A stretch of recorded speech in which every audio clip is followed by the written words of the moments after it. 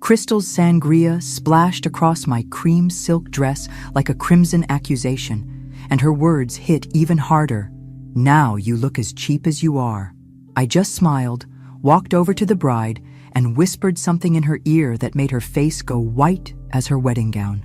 5 minutes later, Crystal was the one everyone was staring at. If you're watching this, subscribe and let me know where you're watching from. Now, let me tell you how we got to this delicious moment of justice. Because, honey, this story has more twists than a pretzel factory. I'm Margaret Thompson, but everyone calls me Maggie. And at 64, I thought I'd seen every kind of family drama imaginable. I was wrong. The morning of Tyler's wedding started innocently enough. My grandson, my precious boy whose father had died 3 years ago in that awful car accident, was finally marrying his college sweetheart Sophia. I'd watched their relationship bloom from awkward teenage dating to this beautiful moment. And despite everything that had happened with my daughter-in-law Crystal since my son David passed, I was determined to make this day perfect for Tyler. I'd chosen my outfit carefully, that cream silk dress with the delicate pearl necklace David had given me for my 60th birthday. Looking back, I should have worn armor instead. Crystal had been giving me that look all morning, the one that said I was somehow ruining her vision of the perfect wedding by simply existing. You know the type. Every gesture calculated, every smile practiced, every word dripping with just enough sweetness to hide the poison underneath. The ceremony itself was beautiful. Tyler looked so handsome in his navy suit, and Sophia was radiant in her grandmother's vintage lace gown. Watching them exchange vows, I felt my heart swell with pride and grief in equal measure. David should have been here to walk his son down the aisle, to give that father of the groom speech, to see his boy become a man. Instead, it was just me in the front row, dabbing at my eyes with a tissue while Crystal held court in the opposite corner, surrounded by her book club friends. During the cocktail hour, I noticed something odd. Crystal kept pulling people aside for hushed conversations, her face animated with what looked like concern. Each conversation ended with the person glancing toward Sophia with expressions ranging from surprise to disapproval. It reminded me of wildfire, how quickly whispers can spread and consume everything in their path. But I was having too good a time catching up with old friends and watching Tyler beam with happiness to pay much attention to Crystal's dramatics. After all, this was her usual behavior at family gatherings, always the center of attention, always managing some crisis or another. What could she possibly be stirring up at her own son's wedding? The reception was held in the garden pavilion of the Riverside Country Club, all twinkling lights and white flowers that Sophia had arranged herself to save money. Sweet girl, always thinking practically, which I admired even if Crystal clearly didn't. I'd offered to help with wedding expenses, but Tyler had politely declined, saying he and Sophia wanted to start their marriage debt-free. Smart kids. I was chatting with Sophia's parents, lovely people who owned a small accounting firm downtown, when Crystal appeared at my elbow like a bad rash. "Oh, Margaret," she said in that saccharine voice that always set my teeth on edge. "Have you met Tyler's college friends? They've been asking about the family." Something in her tone made my grandmother instincts prickle, but I smiled and followed her to a group of young people clustered near the bar. "Everyone, this is Tyler's grandmother," Crystal announced with theatrical flourish, "the one who's been so generous with her opinions about the wedding planning." I felt my cheeks warm. Generous with opinions? I'd barely said 2 words about the wedding arrangements, having learned years ago that any input from David's side of the family was unwelcome in Crystal's world. But here she was, painting me as some kind of interfering mother-in-law figure in front of Tyler's friends. "Your grandson is lucky to have such an involved grandmother," one young man said politely, though I caught the subtle emphasis on involved that suggested he'd already heard some version of Crystal's narrative. "We all are," I replied carefully, shooting Crystal a look that she returned with innocent wide eyes. This was her specialty, making me look like the difficult one while playing the long-suffering daughter-in-law. It was a performance she'd perfected over the years, and I'd learned to navigate it with minimal damage. As we mingled, I started positioning myself near other conversations, pretending to admire the floral arrangements while actually listening to what Crystal was telling people. What I heard made my blood run cold. She was systematically spreading lies about Sophia's family, claiming Robert had legal troubles in his past and that Linda had struggled with substance issues. Complete fabrications delivered with just enough concern to seem believable. During the dinner service, I found myself seated at a table with distant relatives and family friends. Clearly, the overflow table, despite being the groom's only surviving grandmother. Crystal, meanwhile, held court at the head table, regaling everyone with animated stories that had them all laughing. From my strategic vantage point, I could see her gesturing frequently toward Sophia, her expression shifting between false concern and something that looked almost like satisfaction. That's when I understood what she was doing, and why. This wasn't just idle gossip. This was character assassination with a purpose. I excused myself and headed to the ladies' room, partly to collect my thoughts and partly to confirm what I suspected Crystal was up to. The bathroom was bustling with wedding guests touching up their makeup, and I overheard exactly what I feared. "Just terrible for Tyler," a woman was saying. Crystal was telling us about the girl's family background. Who would have thought she'd hide something like that from him? Another woman nodded sympathetically. Prison time for tax evasion, wasn't it? And the mother's drinking problem? Poor Tyler finding out on his wedding day. My hands clenched into fists. Prison? Drinking? I'd known Sophia's parents for 2 years now. Robert and Linda Chen were the most mild-mannered, respectable people you could imagine. He'd been an accountant his entire career, and she taught elementary school. The most scandalous thing about them was Linda's tendency to bring homemade cookies to every gathering. I waited until the ladies' room cleared, then pulled out my phone and made a call I'd been dreading but preparing for. "Patricia, it's Margaret Thompson. I need you to activate that investigation we discussed last month." "Yes, tonight." Crystal's making her move. Patricia Winters, the forensic accountant I'd hired 6 weeks ago, had been quietly building a case about Tyler's trust fund irregularities.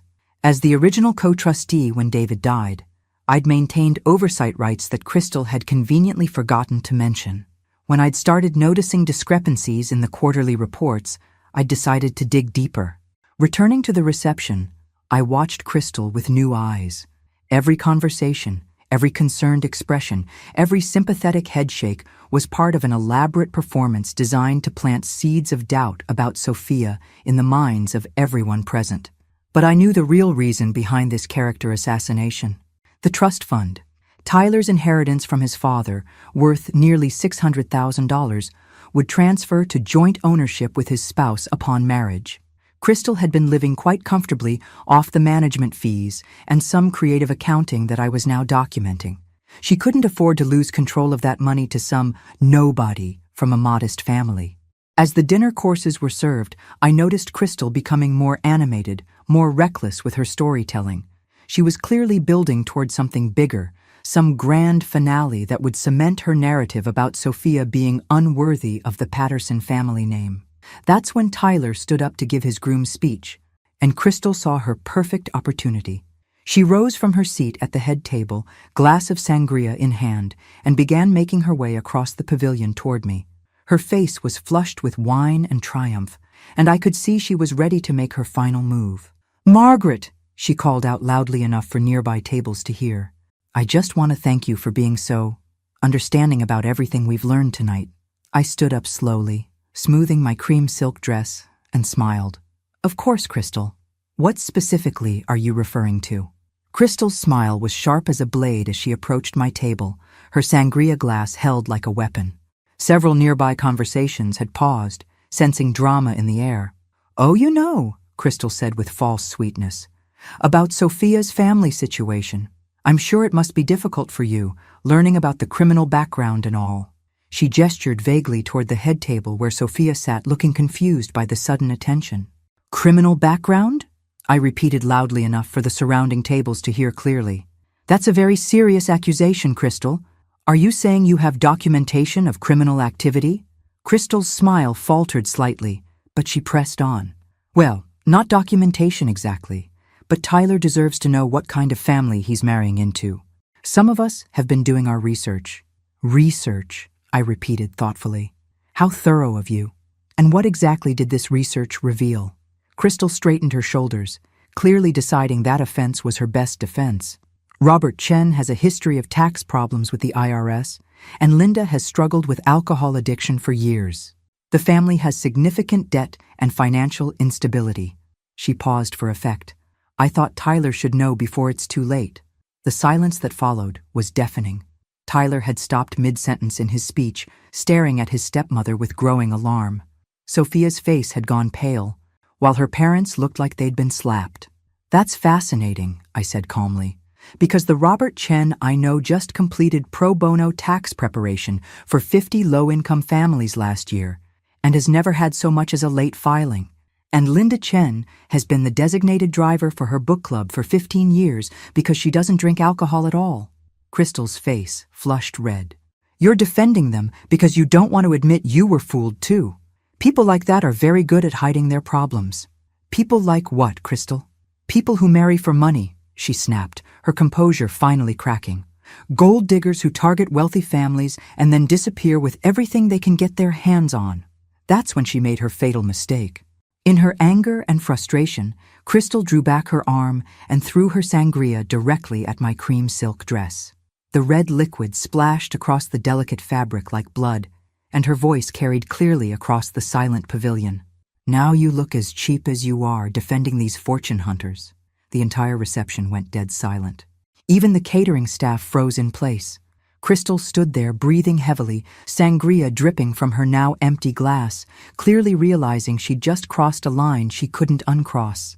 I looked down at my ruined dress, then back up at Crystal with a smile that made her take a step backward. "Thank you, Crystal," I said quietly. "You've just given me the perfect opening." Then I walked calmly to the head table where Sophia sat, looking mortified. I leaned down and whispered in Sophia's ear, loud enough for the surrounding tables to hear, but soft enough to seem intimate. "Your new mother-in-law has been stealing from Tyler's trust fund for 3 years. I have the forensic accounting report in my purse, and the police are already investigating." Sophia's face went white as her wedding gown. She looked up at me with wide, shocked eyes, then glanced toward Tyler, who was still standing frozen with his speech notes in his hand. "What did you just tell her?" Crystal demanded, storming over to our table with her empty glass still clutched in her fist. I straightened up and faced the assembled wedding guests, my sangria-stained dress somehow giving me more authority rather than less. "Ladies and gentlemen, I apologize for interrupting this beautiful celebration, but I believe there's been some confusion that needs to be addressed." Tyler finally found his voice. "Grandma, what's going on?" "What's going on, sweetheart, is that your stepmother has been spreading malicious lies about your wife's family while systematically embezzling money from your trust fund." I reached into my evening purse and pulled out a folded document. "This is a forensic accounting report showing that over the past 3 years, approximately $180,000 has been withdrawn from your trust fund for what Crystal labeled as management expenses." The collective gasp was audible across the pavilion. Tyler's face went from confusion to understanding to fury in the span of seconds. "That's not true," Crystal shrieked. "She's lying." "She's a bitter old woman who can't stand that David chose me over his precious mother. Actually," I continued calmly, "some of those management expenses included lease payments for Crystal's Mercedes, a kitchen renovation that cost $35,000, and 2 European vacations totaling $28,000. Tyler was staring at Crystal with dawning comprehension. "You told me the trust was underperforming. You said I should be grateful it hadn't lost more money in the market downturn." "I was protecting that money," Crystal protested desperately, "from people exactly like her." She pointed dramatically at Sophia. "Gold diggers who marry for inheritance money." That's when Robert Chen, mild-mannered accountant extraordinaire, stood up from his table and did something that surprised everyone, including himself. He laughed, not a polite chuckle, but a full-throated belly laugh that echoed across the silent pavilion. "Ma'am," he said when he finally caught his breath, "I hate to break it to you, but my daughter's trust fund is actually larger than your stepson's. We established it when she turned 18 with money from my family's accounting firm sale." The silence was so complete you could have heard a pin drop. Then someone in the back started clapping slowly, and within seconds, half the reception was applauding Robert's perfect comeback. But I wasn't finished yet. 3 years of watching Crystal manipulate and control my family had led to this moment, and I was going to savor every second. "There's more," I announced, pulling out a second document that made Crystal actually stumble backward. "This is a copy of the original trust agreement that David set up for Tyler. The one that Crystal told him was too complicated to understand." Tyler reached for the document with shaking hands. "What does it say?" "It says," I replied, watching Crystal's face turn an interesting shade of gray, "that as the surviving co-trustee, I maintained oversight rights that Crystal conveniently forgot to mention. And when presented with evidence of financial misconduct, I had the authority to freeze the account and demand a full audit." Crystal's voice came out as barely a whisper. "You can't do that." "Actually, I already did. This afternoon, after Patricia Winters completed her forensic investigation." I smiled at the wedding guests, who were hanging on every word. "You see, when my son David died, he made me co-trustee specifically to prevent this kind of situation. He knew Crystal had expensive tastes." Tyler was reading through the trust documents, his expression shifting from confusion to understanding to pure rage. "This says the trust was worth $580,000 when Dad died. You told me it was only worth $400,000 after market losses." "Market fluctuations," Crystal said weakly. "Investment fees, management costs that somehow paid for your lifestyle?" Sophia's voice was deadly quiet. "While you told Tyler he needed to be more financially responsible?" The crowd was completely captivated now, like watching a particularly dramatic soap opera unfold in real time. Several people had given up all pretense of politeness and were openly staring, wedding cake forgotten on their plates. Crystal straightened her shoulders, clearly deciding that offense was her best defense. "Fine," she snapped. "Yes, I used some of that money, but I deserved it. Do you have any idea what I've sacrificed for this family? What I've given up to raise Tyler after his mother died?" "You mean after you moved in on a grieving widower and his traumatized toddler?" I asked pleasantly. The silence that followed was so complete I could hear the fountain in the country club's main garden. Tyler's fork clattered to his plate. "What did you just say?" "Tyler," I said gently, realizing I'd just opened a door that couldn't be closed. "Your father was devastated when your mother Jennifer died in that car accident. Crystal was David's secretary at the law firm. She took advantage of his grief and your need for care." Crystal's face had gone from gray to purple. "That's not how it happened. David and I fell in love. We were meant to be together." "You were his employee who saw an opportunity," I corrected firmly. "And for 23 years, you've been positioning yourself as Tyler's devoted mother while systematically stealing from his inheritance." Tyler stood up so fast his chair toppled backward. 23 years of lies? That's when we heard the sound of footsteps approaching our table, and Detective Williams appeared in his dark suit. "Mrs. Patterson," he said calmly, "we'd like to have a word with you about some financial irregularities that have been reported." Detective Williams was professionally polite, but thoroughly efficient as he explained the situation to the stunned wedding reception. Apparently, my forensic accountant had been working with the police for 2 weeks, building a case based on the evidence I'd provided as co-trustee. "Mrs. Patterson," Detective Williams continued, "we have documentation showing systematic withdrawal of funds from Tyler Patterson's trust account without proper authorization, along with falsified quarterly reports provided to the beneficiary." "This is ridiculous," Crystal protested, her voice reaching a pitch that probably hurt the dogs in the neighborhood. "I'm being accused of crimes at my own son's wedding because of a vindictive old woman's lies." Tyler stood up slowly, his face a mask of cold fury I'd never seen before. "Your son's wedding? Your son?" His voice was barely controlled. "Crystal, I don't even know who you are anymore." "I'm the woman who raised you," Crystal screamed, all pretense finally abandoned. "I'm the one who took care of you when your precious Jennifer died. I'm the one who made this family work."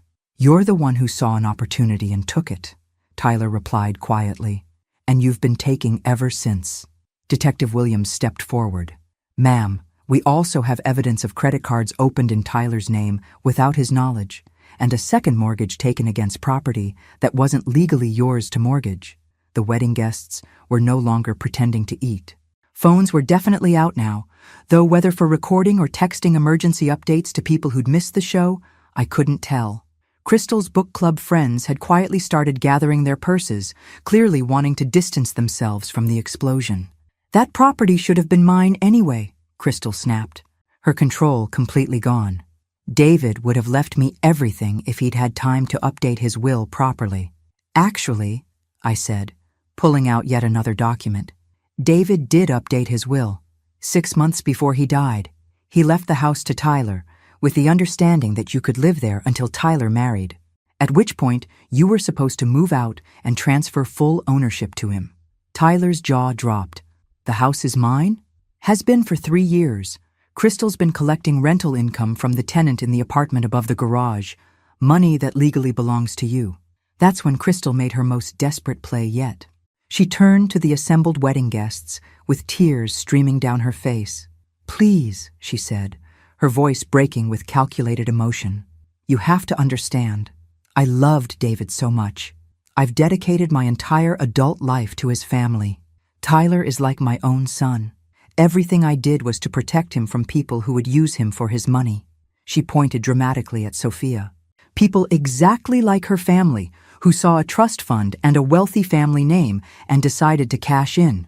That's when Sophia surprised everyone by standing up and walking calmly to Crystal's side. Sophia looked Crystal directly in the eyes and spoke with quiet dignity that commanded the attention of every person in the pavilion.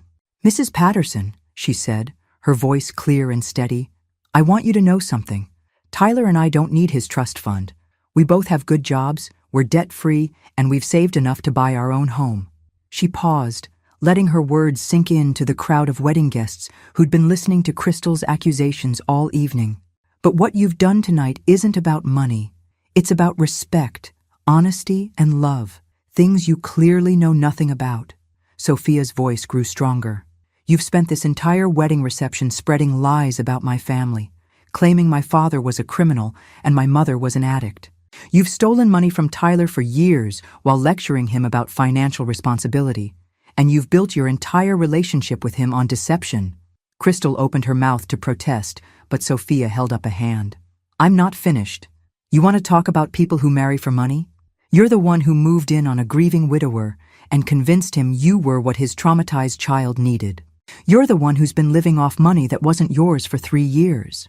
You're the one who saw Tyler's wedding as a threat to your financial security and decided to destroy it rather than lose control." The applause started slowly, then built into a genuine ovation. Even some of Crystal's book club friends were clapping, though they looked thoroughly embarrassed by association. Tyler moved to stand beside his wife, taking her hand. "Crystal," he said quietly, "I want you to understand something. Sophia just defended her family and mine with more grace and dignity than you've shown in 23 years. That's what real class looks like." Crystal's face crumpled. "Tyler, please. I'm your mother. I raised you. Doesn't that count for anything?" Tyler looked at her for a long moment, and I could see the little boy who'd once loved her wrestling with the man who now understood what she really was. "Jennifer Walsh was my mother," he said finally. "You were just the woman who convinced my grieving father that he needed help raising me. The woman who saw an opportunity and took it." Detective Williams stepped forward with handcuffs. "Mrs. Patterson, you're under arrest for embezzlement, fraud, and identity theft." As he read Crystal her rights, she made one final desperate attempt to maintain control. "You'll regret this, Tyler," she shouted as the handcuffs clicked into place. "Without me, you're nothing. I made this family. I made you who you are." Tyler watched calmly as Detective Williams led her toward the pavilion exit. "No, Crystal," he said quietly. "You made me what you needed me to be. There's a difference." As the police car's taillights disappeared into the night, the wedding reception slowly began to piece itself back together.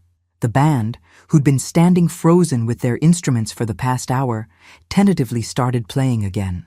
Conversations resumed in hushed tones, with many guests approaching Tyler and Sophia to offer support and apologies for Crystal's behavior. I found myself standing with the happy couple and Sophia's parents, all of us still processing what had just happened. Robert Chen shook his head in amazement. "In 30 years of accounting, I've seen family financial abuse, but never quite like this," he said. "To steal from your own stepson while accusing his wife's family of being gold diggers. That takes a special kind of twisted logic." Linda Chen put her arm around Sophia. I'm so proud of how you handled that, sweetheart. You showed more maturity in 10 minutes than that woman showed in 23 years. Tyler was quiet, still holding the trust documents in his hands. Grandma, he said finally, how long have you known about the missing money? I started suspecting something 6 months ago when I requested copies of the quarterly reports, I admitted. The numbers didn't add up with what Crystal was telling you about the trust's performance, but I wanted to be absolutely certain before I accused her of anything. So you hired a forensic accountant. Patricia Winters, the best in the state. She's been building this case methodically for weeks. I looked at my grandson, still sangria-stained dress and all. I'm sorry it had to happen this way, on your wedding day. Tyler hugged me tightly. Don't apologize. You saved us from years of lies and manipulation, and you gave me back my real mother's memory. Sophia squeezed my other hand. Thank you for defending my family, and for teaching me what real strength looks like. As the evening wound down, many guests approached me to express their admiration for how I'd handled the situation. Several mentioned that they'd suspected something was off about Crystal's stories, but hadn't known how to address it. The way she was talking about Sophia's family just didn't ring true, one elderly woman confided. I've known the Chens for years through the school district. Lovely people. But Crystal was so convincing with her concerns. It was a sobering reminder of how easily lies can spread when they're delivered with enough authority and false concern. Tyler and Sophia decided to continue with their honeymoon plans, though they spent an hour on the phone with their bank and lawyer, securing the trust fund and beginning the process of recovering the stolen money. Patricia Winters assured them that between the documentation and Crystal's recorded confession, recovery would be straightforward. As I finally headed home, still wearing my sangria-stained dress, I reflected on the evening's events. It hadn't been the wedding I'd hoped for my grandson, but it had ended with truth, which was perhaps the greatest gift I could have given them. 6 months later, Tyler and Sophia bought a beautiful little house 4 blocks from my own. They used money from their savings and a modest loan, keeping the recovered trust fund invested for their future children's education. Crystal had pled guilty to embezzlement and fraud, receiving probation and an order to pay full restitution. I was working in my garden on a Saturday morning when Tyler stopped by with coffee and news. The last of the money came through yesterday, he said, settling into my patio chair. Patricia says Crystal actually stole $197,000 over 3 years, not the $180,000 we originally thought. What's the extra money from? Rental income from the apartment above our garage. Apparently, she'd been collecting $200 a month for 2 years and never mentioned it to me. Tyler shook his head. I still can't believe how systematically she planned all of this. We sat in comfortable silence for a moment, watching the morning sun warm my rose garden. Tyler seemed more peaceful these days, though I knew the betrayal still stung. Have you heard from her? I asked gently. She sends a card on holidays. Brief notes, mostly apologies and promises that she's getting counseling. Tyler sipped his coffee. I'm not ready to forgive her yet. Maybe I never will be. But I'm trying not to let her poison the good memories from when I was younger. That's very mature of you. Sophia's been helping me work through it. She keeps reminding me that Crystal did provide stability when I needed it, even if her motives were selfish. It's complicated. I nodded, understanding the complexity of his feelings. Even knowing what we knew now, Crystal had been the only mother figure Tyler remembered for most of his life. I've been thinking about Jennifer, Tyler continued. My real mom. I found some of her things in Dad's study that Crystal had boxed up and hidden. Photo albums, letters she wrote me before she died, even a baby book she kept. His voice grew stronger. She seemed like an amazing person, kind, funny, completely devoted to Dad and me. Reading her letters, I understand now why Dad was so devastated when she died, and why it was so easy for Crystal to step in and take advantage of that grief. Your mother would be so proud of the man you've become, I said, meaning every word. And she would adore Sophia. Tyler smiled. I think so too. Sophia's been amazing through all of this. She never once made it about her, even when Crystal was spreading those awful lies about her family. As if summoned by our conversation, Sophia appeared around the corner of my house, carrying a basket of what looked like fresh-baked goods. I hope you don't mind the intrusion, she said, setting the basket on my patio table.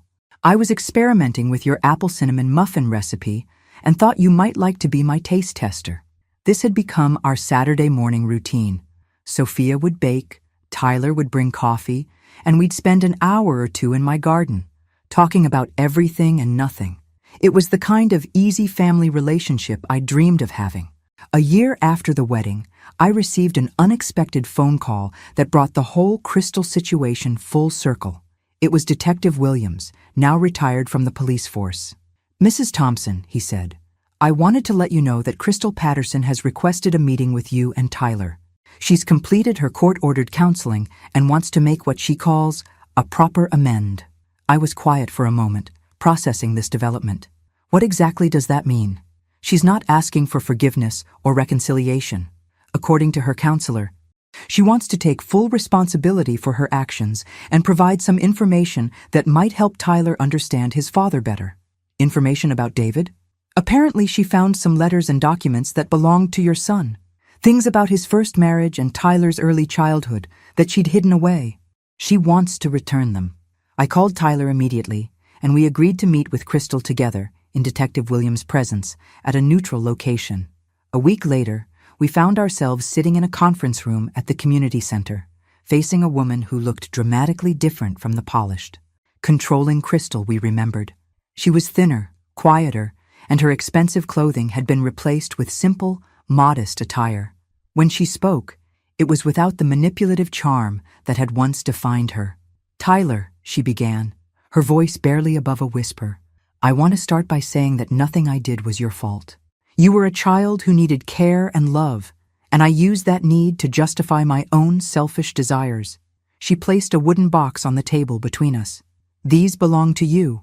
Letters your father wrote to Jennifer before they married, photos of your early childhood, and Jennifer's jewelry that was supposed to be saved for your future wife." Tyler opened the box with trembling hands. Inside were dozens of letters tied with ribbon, a photo album, and a small velvet jewelry box containing what looked like an engagement ring and wedding band. "Your father never stopped loving Jennifer," Crystal continued, tears streaming down her face. "Even after we married, he kept these things hidden in his study. I found them after he died, and I was jealous. Jealous of a dead woman's memory, so I hid them away." She took a shaky breath. "I told myself I was protecting you from painful memories, but really, I was protecting myself from the truth that David settled for me because he was broken by grief, not because he loved me the way he loved her." Tyler looked up from the letters. "Why are you telling me this now?" "Because in counseling, I learned that love doesn't require possession or control. If I had really loved you, I would have honored your father's memory and your mother's legacy instead of trying to erase them." Crystal's voice grew stronger.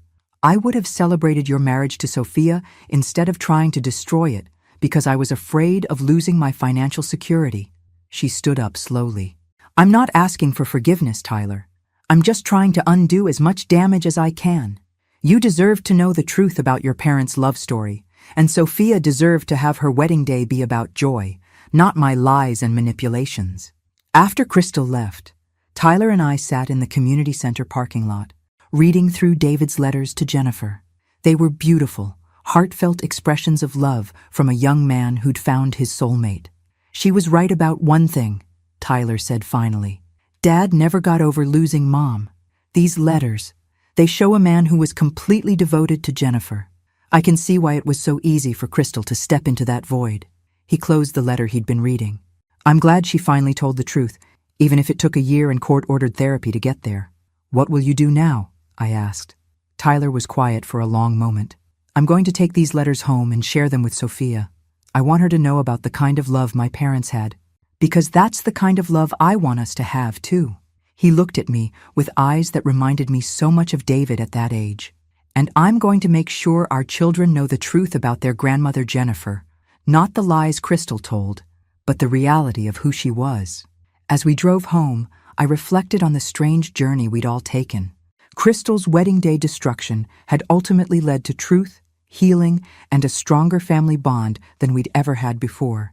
Sometimes the most painful revelations are also the most necessary ones. Tyler and Sophia now live in their little house with baby Jennifer, named after the grandmother she'll never meet but whose story she'll always know. They visit me every Sunday for dinner, and we've never once mentioned Crystal's name at those gatherings. Some stories end with forgiveness, Others end with truth, and sometimes that's enough. Thanks for listening. Don't forget to subscribe and feel free to share your story in the comments. Your voice matters.